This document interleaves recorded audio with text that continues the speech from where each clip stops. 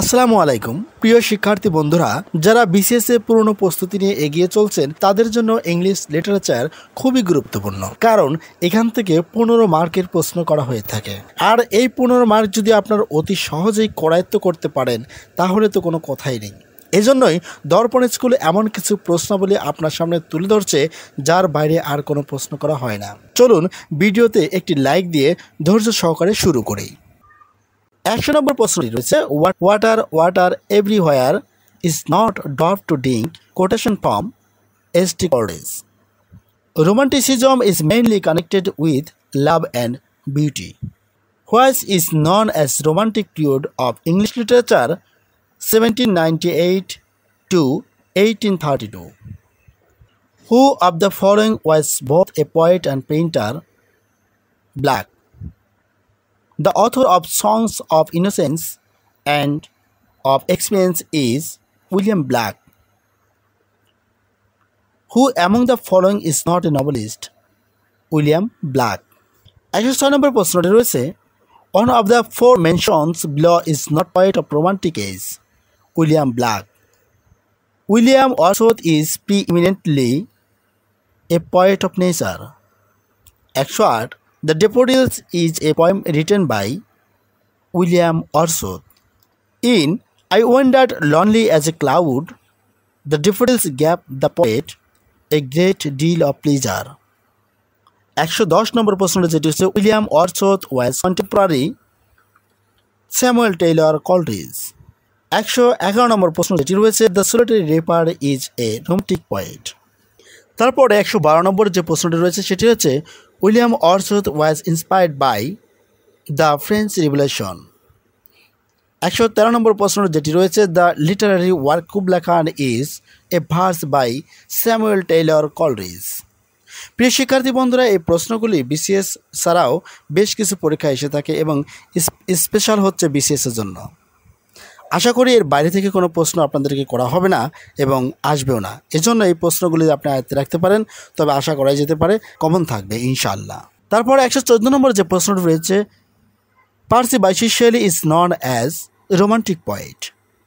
15 নম্বর প্রশ্নটি, who is the author of the dream of the ancient mariner. এটি হচ্ছে স্যামুয়েল টেইলর কলরিজের। 116 নম্বর যে প্রশ্নটি রয়েছে, who was English poet addicted to আফিম, অর্থাৎ আফিমে আসক্ত ছিল একটি কবি, সে ছিল স্যামুয়েল টেইলর কলরিজ।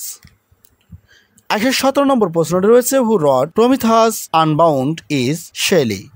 118 নম্বর প্রশ্নটি রয়েছে, the central idea of Ozymandias is that all things but great and small will perish. 119 number প্রশ্ন, ও to the West Wind is written by Percy Bysshe Shelley. 120 number প্রশ্ন, one of the following was a romantic poet? Shelley. 121, a famous English poet who was professionally known as man of medicine is John Kitts. 122 number প্রশ্ন, who is called the poet of beauty? It is John Keats. 123 number প্রশ্ন, ও to autumn was written by John Keats. John Keats belongs to 19th century. 125 number প্রশ্নটি রয়েছে, poet of sensuousness, John Keats. 126 number প্রশ্নটি রয়েছে, ode and a Grecian urn, who is the poet of the poem? John Keats. John Keats is primarily a poet of beauty who wrote Ode to a Night. John Keats. Who is the author of Heaven and Earth? Lord Byron. Who is sometimes called a rebel poet? Lord Byron. Who wrote the poem Don John? Lord Byron. Who is the author of Pride and Prejudice? John Austen. If winter comes, can spring be far behind? Quotation from P.B. Shelley. Who wrote Beauty's Tooth Beauty? John Keats. Our sweetest songs are those that tell of a saddest thought. It is a quotation of Shelley is Ode to a Skylark. A Things of Beauty is a Joy of Forever was started by John Keats. Nature never did betray the heart that loved her is a question of Orsod. If winter comes, can spring be far behind is a line from Shelley's Ode to the West Wind. 39 number প্রশ্নটি রয়েছে identify the poet of the verse our sweetest song are those that tell of sadness thought by P B. Shelley. 140 number প্রশ্ন যেটি রয়েছে poet of unacknowledged legislator of the world who told it Percy Bysshe Shelley. Who was a poet laureate? William Wordsworth. Who is called the poet of beauty?